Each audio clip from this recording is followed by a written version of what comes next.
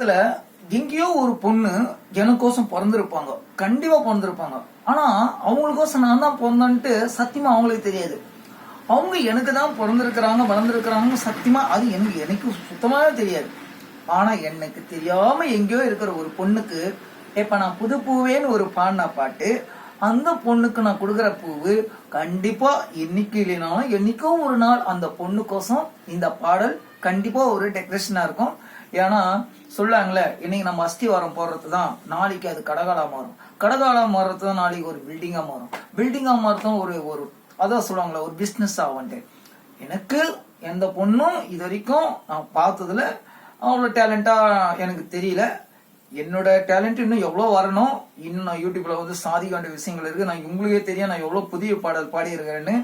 சினிமாக்கு போற அளவுக்கு என்னோட அறிவுகளை வச்சுட்டு இருந்தாலும் நான் முதல்ல என் யூடியூப்புக்கு வரணும். முதல்ல யூடியூப்ல வந்தாதான் பல சாதனைகளை நம்ம வெளிப்படுத்த முடியும்.